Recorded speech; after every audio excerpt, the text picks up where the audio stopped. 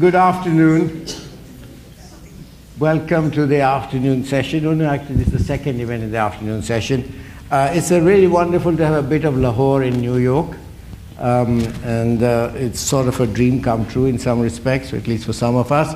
And we have a very distinguished panel right now. Before I start saying anything else, I should say that I had lunch with my daughter here, who very sternly said to me, "Don't speak for too long. You love to lecture, but remember you're the moderator."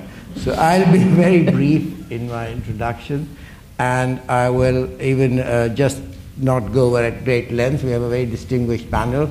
On my right is Saskia Sassen, Professor of Sociology at Columbia University and co-chair of its Committee on Global Thought. We have Bernard Haykel, Professor at Near Eastern Studies at Princeton University, and then Basharat Peer, who's one of the editors at New York Times. They've all published lots of books. I won't mention them all, except to say that Saskia just presented me with her latest book called Expulsions. So, I would say that. But let me start by asking the following question. More of a conversation than anything else. And what is your understanding of populism and different types of populism, and how do you differentiate the populisms?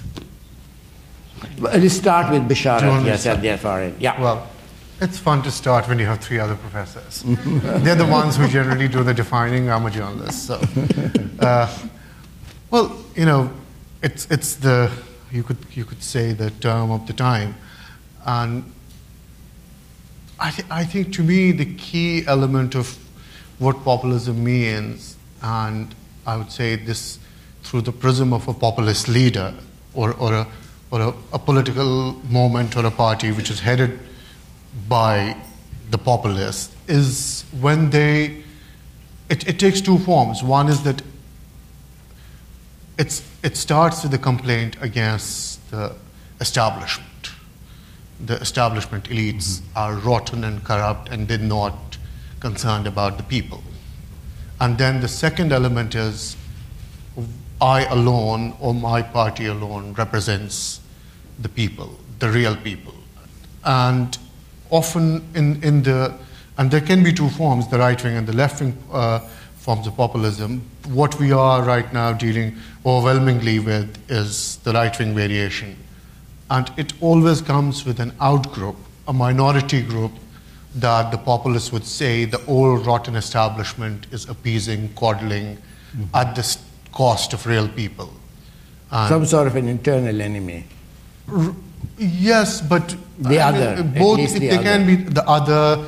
In some cases, they become or call the internal enemy, but largely it's seen as, which is always a minority group that's essentially disenfranchised and discriminated against. But in this narrative, they are shown as this particular outgroup that the establishment is coddling and going out of its way to favor at the cost of the real hardworking people. So that's how I see it. Bernard? Yeah, so my sense is, that the term has become a really important term in the West, partly because of an anxiety about the rise of a certain kind of leader who is has a demagogue in his qualities. It's almost always a him, although we will find out tomorrow if it's a she in France.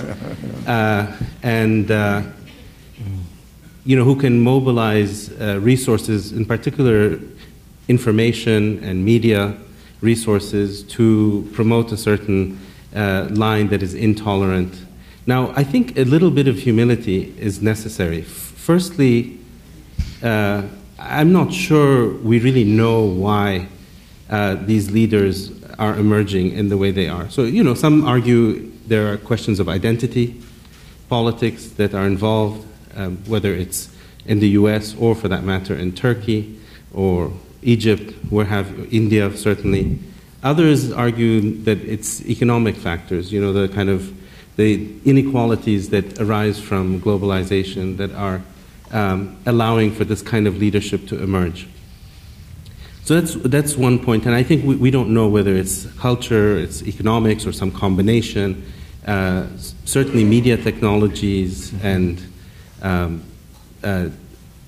the ability of these leaders to also control and see large trends through data and the access to data and the analysis of data now is extremely powerful.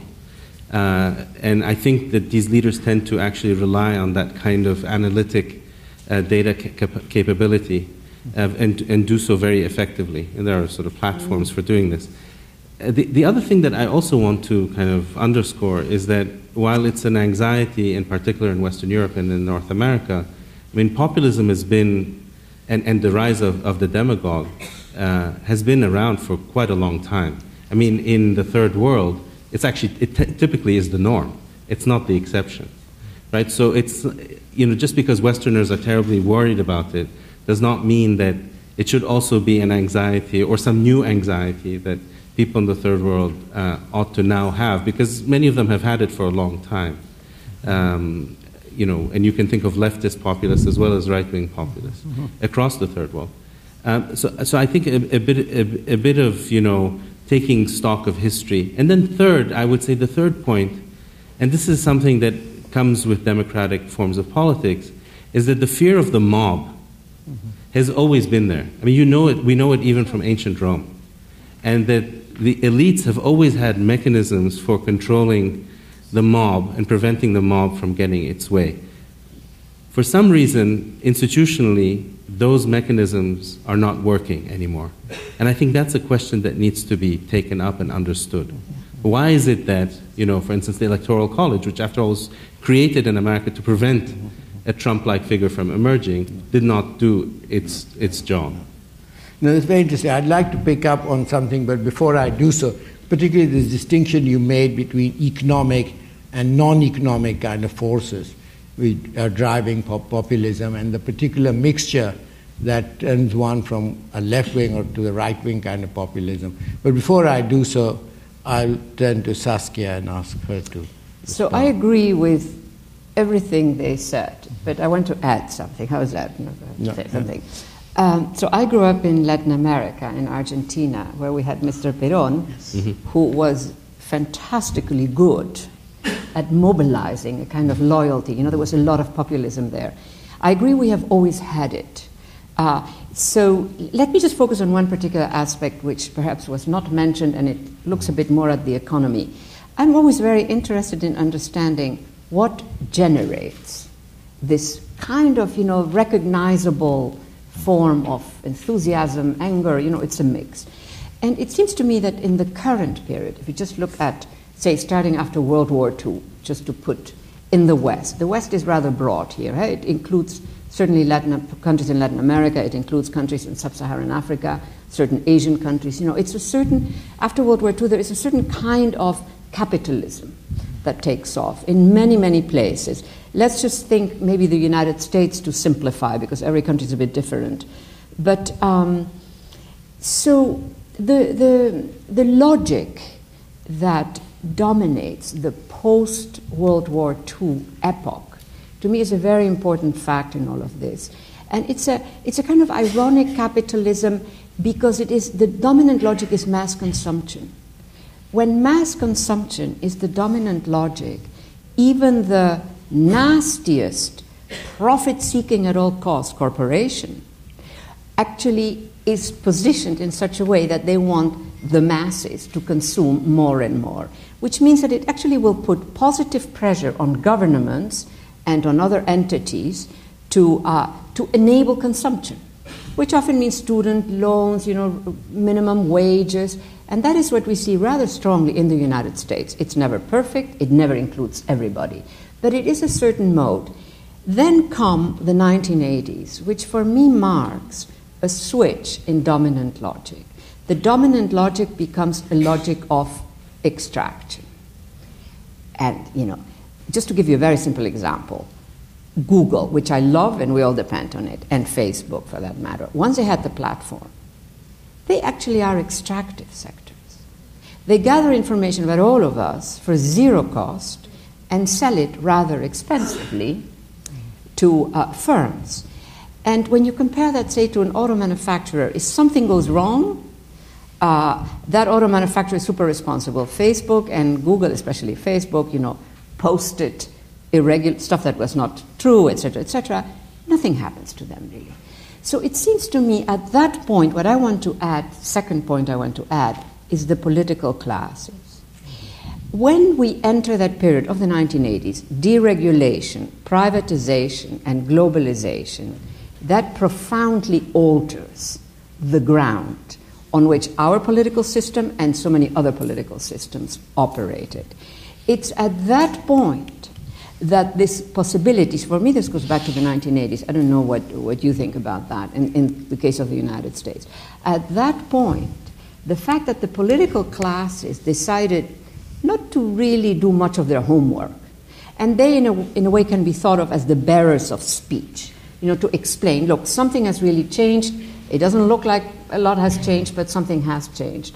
At that point, you begin to have people who keep losing ground, and one possible framing is that what these logics of mass consumption as dominant factors are replaced by logics of extraction, as I was saying. We go from banking to finance. Finance becomes dominant. These are two radically different modes. The bank, the traditional bank, sells something, it has money for a price. Finance is an extractive sector. Finance, in a way, sells something it does not have. And in selling what it does not have, it needs to extract, whatever, in order to create something.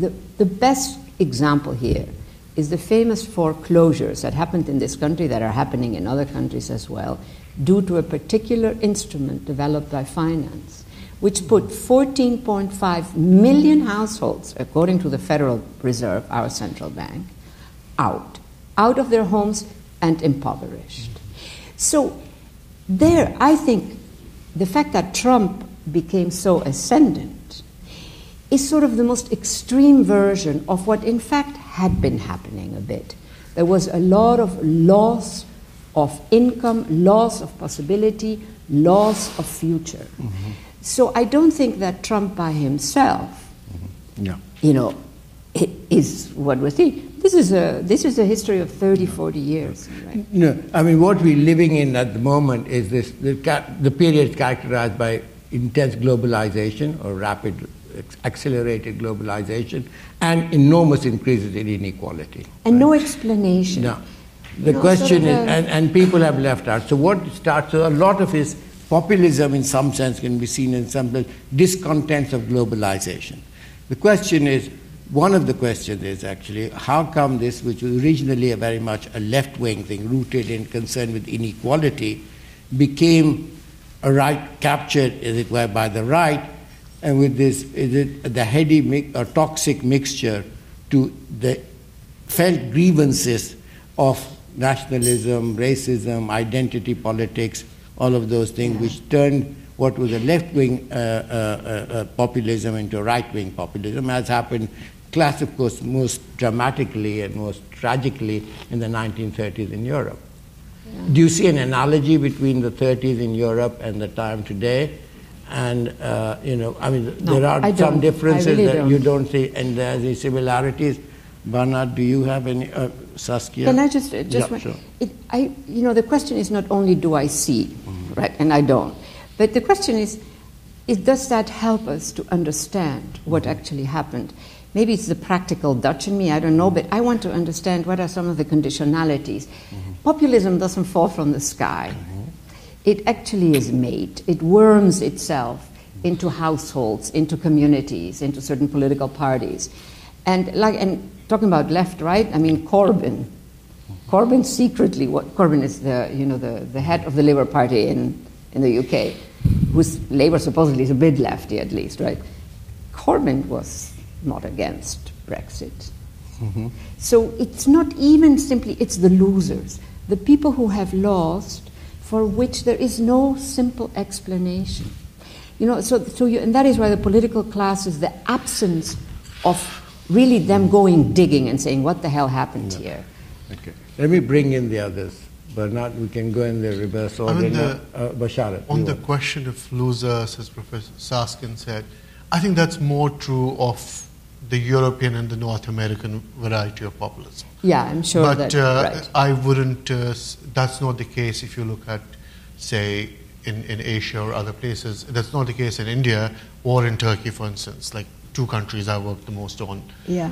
Yeah, that's interesting. Narendra Right. Modi's supporters, Yeah. the Hindu nationalists in India, are not losers. They are people who have, in fact, benefited from globalization. The Indian middle classes were the biggest beneficiaries of globalization and liberalization, and the Turks, the Muslim nationalist Turks who support the AKP, they are people who have, in fact, made more money and benefited a lot from neoliberal economics and kind of the 2000 onward liberalization of the Turkish economy. But there you have other factors. History Is nationalism the same as populism? I mean, the nationalism bit, plays in a certain way. I think in those contexts, populism is one of the tools in majoritarian politics. Right. It's not the dominant frame itself. Yeah. But that determines its political I mean, character. it's one of the techniques used sure. in a broader politics. Yeah. It's not just being populist is not enough. Yeah. It goes with it goes with majoritarian politics as we see it right now. And do the political classes play a role in your Of course, political classes are the drivers. Yeah. The mechanics that you were talking about, Yeah. it's not a natural wellspring. Right. It's created emotion, Yeah. manufactured emotion, and organized very well. Yeah, I mean, my sense is, I agree with you that it is produced. I mean, populism is produced, and this kind of politics is produced. But as Basharat said, it's not always driven by poverty or economic factors. I think that one has to take into account culture, identity, people seeing that, for instance, even in this country, you have, because of the H-1B visa process, you have these engineers and technically competent people coming from all over the world and filling up more than half of the science departments at the graduate level. Yeah. And as a result, many people feel that these foreigners are coming and they're taking the best jobs and they're producing. I mean, Google wouldn't exist, by the way, without these people. I mean, they're Sergey Brin is from Russia. Yeah. And I think that there are kind of mobility, there's a kind of mobility that comes with globalization where elites get reconfigured and they don't look the same anymore as they did before, and people are reacting to that as well. And of course, politicians are opportunists and they take full advantage of this and play on people's fears. And I think in that sense, on the culture and identity politics, I think there are echoes of Nazi Germany. I mean, there you had to have a villain. The villain was the Jew. Now you also have to have a villain. Of course, in Trump's case, often it's Muslims. But in Turkey's AKP, it's the secular liberal so-called white Turks. Not just in Egypt, it's the Muslim Brotherhood. But are they losing also, like, if you take the German case, where the German workers, whoever became sort of a bit, Nazis or whatever, or a lot, were they losing ground, or was it just a political option that drew them? I mean, they were doing okay. No, they were not. After the Second World, 1930s, Germany was in deep depression. I know that, but by then, was it really? Was the issue of poverty the dominant issue? Do you think in them being drawn? I'm talking about the German workers being drawn to Nazism. I mean, I think they were drawn also to communist and leftist movements as well. But there was clearly in the 1930s, Germany had very high unemployment rates. And there was clearly a sense among German people that something was wrong and that the situation was not getting better, and you needed a hope. And Hitler was the hope, and I mean, and that he played on those fears. Yes. As did Mussolini, as did Franco to some extent, although he seized power through the coups. So the three great classic cases of fascism. When we come back to, there's a very interesting issue. Now, maybe there are two different distinctions I'm seeing between populisms. One is the point that Basharat made, that it's not always driven by people who lost out from globalization. That's one form of global populism, which emerges from the discontents or the people who lost out from global. Others which did not, and India is a very good example of that. Then there's other distinction we made between a right-wing and left-wing populism, and populism based on, which is very close, on economic basis, and where you have various cultural or identity politics of various kinds thrown in. Those are very interesting distinctions, I think. Now, the one question is, what is amongst the, and that I don't know if it is common to both forms of populism or maybe just comes, but this notion I want to ask you about of false consciousness, a concept which became associated with Marxists and because Althusser and Lukács and so on talked about it, and Gramsci, but forgetting its Marxist, roots and origins, which often, kind of blinds people and turns people off in various ways. But think of it as simply, and relating to the first session we had at this about false news and fake news and so on. It's simply in terms of people not knowing what is in their own interest. I mean, in the classic case, and voting in ways which are actually going to harm, in fact, exacerbate the very reasons that they are discontented. I mean, my sense, if I may just say one word, look, there are a lot of people who listen to this kind of talk and they say, this is a liberal elite that thinks we're stupid, and that, we're not stupid. Right. We voted for Trump, we knew exactly what we were voting for. And so I think you have to be careful on that. But I think for me, the much more worrying long-term trend is this. We have often associated prosperity, success, dynamism with democratic politics. What you have now in the world is a form of politics that is not just right-wing, but authoritarian, sometimes even verging on the totalitarian, but that's economically very dynamic and successful. And here, the Chinese model is the model that they look to, Singapore is the model that they look to, and if you do have economic prosperity and dynamism combined with authoritarianism as the way to be in the world, that to me is extremely worrying, because here minorities, people who don't fit in, people who think differently, I mean, you will have entire groups of human beings excluded and punished and penalized in these societies. But what you're saying in a way is that there are emergent elites in many different places of the world, and maybe it's also what you're saying, who are actually anti-opening up. What do we call them? Right. What is the term that you would use? I mean, they are illiberal, you can say. They are illiberal. Okay, let's use illiberal. I mean, to use a mild term. But at the same time, they have followers. Yes. Who might be rather poor and illiberal too, but so the poverty question hangs in there. What you see in the United States today is some rather rich actors being rather nationalistic, right? And then you have a very significant number of people who have lost a lot of ground, because we have, about 50% have lost ground. This is enormous. And there you have some who are lefties, but most of them, it seems to me, are going more towards the right, right? So at the same time, they still are very impressed with an economic system that favors very few. I think that is also very significant. Now, is that like before at Nazi Germany time or before that? I don't know. But both are there, wealth and poverty. No, I take Bernard, that's a very good point. But Bernard, you also made this very interesting point about, this notion that liberal elites looking down upon people and saying, patronizing.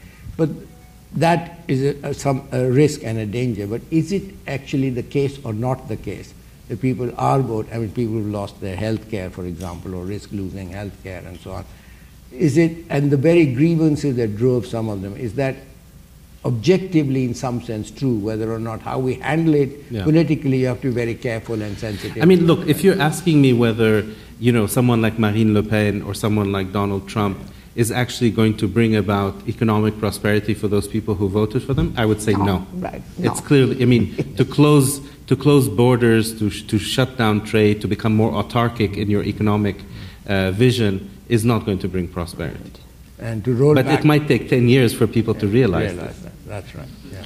But that is where the they fulfill some of the need. Because they fulfill some of the need. These leaders, even when they don't deliver. I mean, we have a great example of this. We had demonetization. The withdrawal of 85% of the currency that you work with in India, and every possible economist, whether Chicago School or Keynesian, was like, this is a disaster. I mean, people had to stand in queues for months to even withdraw some money from the ATM. You know, the rich still managed with their credit cards, but it's really the poor who were hurt the most. And how are they doing now? Has it become a bit better? What happened was 4 months after that punitive period, we had one of the biggest state elections in but Uttar that's a Pradesh. very interesting case where the whole conversation is turned to, if you are against demonetization, you're for corruption. No, but the fact is, you know, rationally speaking, you would think that would hurt the ruling party. It did not. They did much better than before. So there's certainly not just the economic need that voters take into consideration. Maybe there's a satisfaction of a different kind. Yeah. But do you also think they get from a particular majoritarian politics?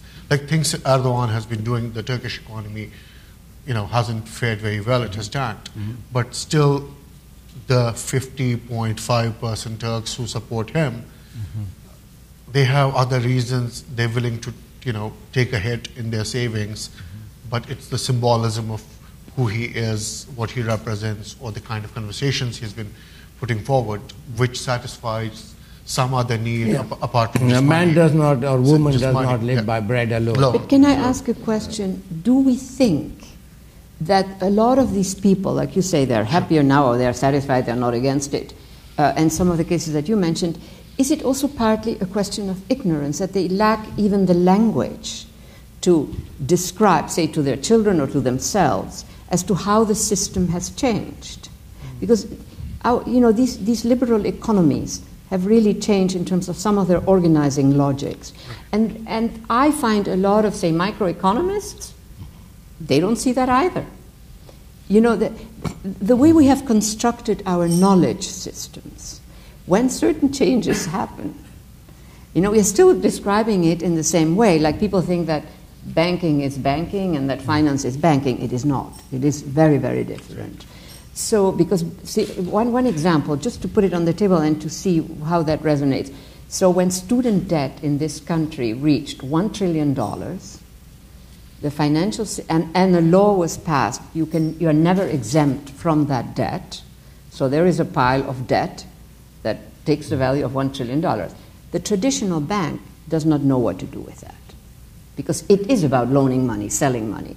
Finance, they know what to do with it. And that is why they pushed for that law, so that those students are stuck with that debt no matter what. So they can work with $1 trillion of debt and with far more. So most people, most microeconomists, are not necessarily aware of that. They're looking at their models. And so I often wonder to what extent the absence of a simple or simple but sharp explanation of how some basic, not everything, but some basic dynamics in an economy have changed, which are leaving people, and that is why it took the impoverished middle classes in the United States, it took them a while to understand that it was not their fault that something had changed out there, the loss of unions, whatever, right? So there is that in-between zone, which is the explanation, etc. And here, I think the political classes have failed us a bit. I mean, Bernie Sanders, I think, in the United States was okay, but how do you, does this fit at all into your understanding of what, like the case of India, which is, or Turkey? I mean, look, when it comes to greater systemic changes, I think, especially when it comes to economics, most people don't really understand. Even so I don't understand. They hope that, that there are terms and phrases, the world of finance, and I mean, it's abstract to most people. Right. And you don't have to go that far. No one predicted Trump's victory. Okay, so a bit of humility, because I don't think even the super educated people, even in this country, could see these trends. Yeah, but that's right. But partly because they were not aware of how they had abandoned the liberal side of it all, how they had abandoned masses of people without, and they were just, the Democratic Party was a disaster. I don't want to offend anybody here, but it did not function very well. It did not educate. It did not make do its homework. So in that sense, Bernie Sanders takes off. But it's absolutely true. I think, but that is what I mean. Many in the political classes don't even bother, and they should have They should develop. But yeah. Sorry, can I go back to just the Yeah. earlier point about false consciousness? As we know in this country that most people who lost their jobs didn't lose them necessarily because those jobs went to Mexico or to Canada or to China. They also lost them because of automation, They because disappeared. jobs disappeared and so on. We Technologically became much changed. more of a service economy than a manufacturing economy. Now, in the third world, let's say take Egypt or for example, or for that matter, India, those manufacturing jobs that will ultimately employ the tens of millions of Egyptians who are unemployed, those jobs don't exist. I mean, those jobs actually have already been taken by the Far East, and they're being phased out in the Far East. And in any case, Egypt will never be able to compete with the Chinese when it comes to manufacturing. And automation is coming. So what happens to this huge sort of swath of the world, from Morocco through Pakistan and further on, where jobs are not going to be able to, are not coming to these people. And these autocrats and populists are making all kinds of promises. Sisi, for instance, in Egypt. Yes. And these are false. I mean, it's just those jobs will never come. No, you're pointing to a very serious Which means that we're problem. looking at further radicalization, further kind of disenfranchisement, Yeah. more brutal politics, more refugees as well. Absolutely. I completely agree with that scenario. No, there is a real technological change taking place which has serious consequences. And when you have capital-intensive technology replacing labor-intensive, you also implicitly have a shift in income distribution from the poorer countries where labor is abundant to the richer countries. That's a very good point. But coming back to this other issue that you had raised of different forms of and the different traditions, if you like, of populisms, and the fear of the mob, and the fact that you needed to have beyond that. But how can you? I mean, how do you relate the different forms of historically existing populism to what is happening in the world today?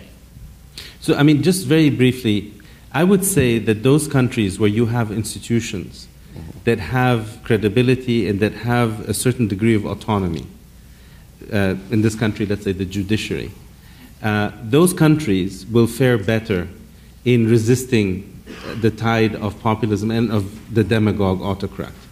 Those countries that have weaker institutions or whose institutions are deliberately being undermined successfully, Turkey, I would say India, Pakistan, those countries are actually in greater trouble, because if the only thing that can kind of stop an autocrat is an institution that, or a series of institutions, the media being one of them also as well, that can remain autonomous and remain credible.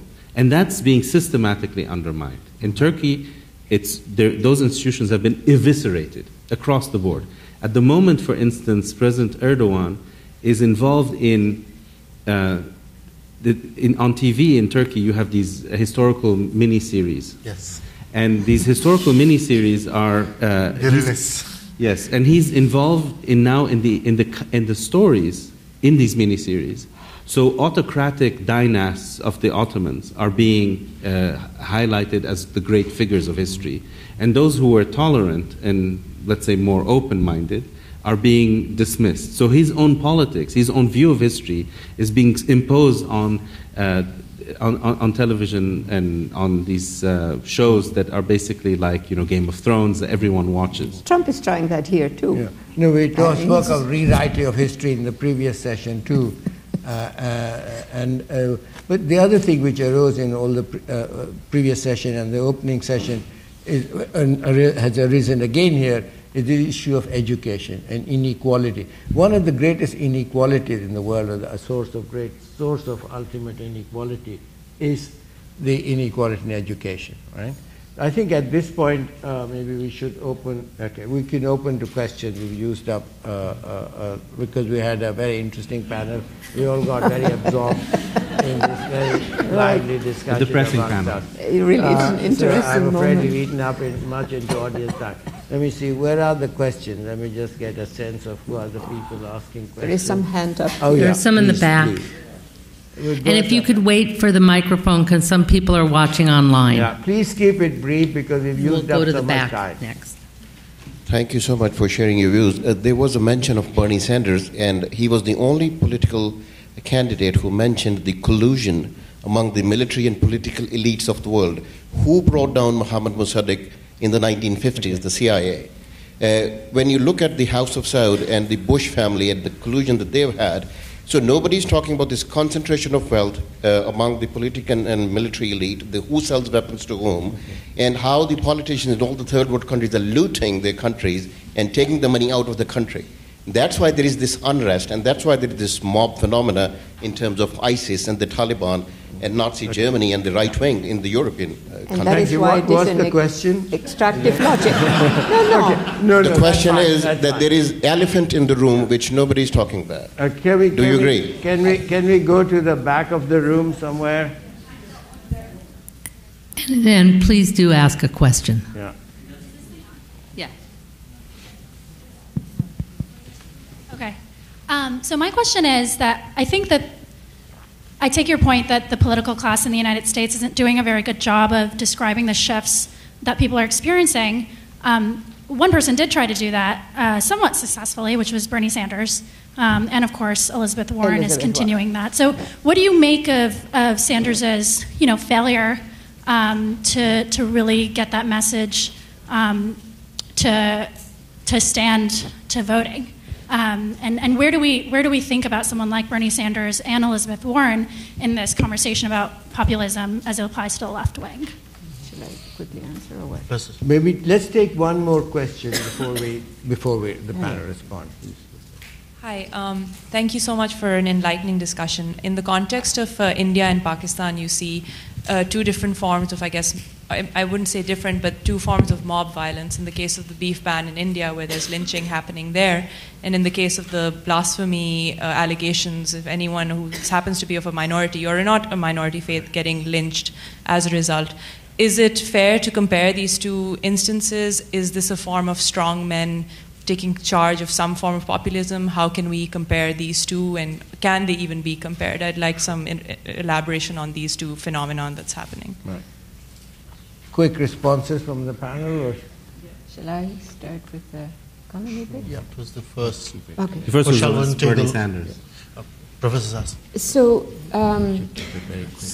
yes, I agree with what you said, and I do think that Bernie Sanders actually could have won, but that the Washington-based Democratic Party failed miserably, and there was a bit of cheating, we know that too. But beyond that, I think that it has taken us 30 years, because this is a story that current period that we are experiencing is a story that starts really 30 years ago, sort of in the 1980s.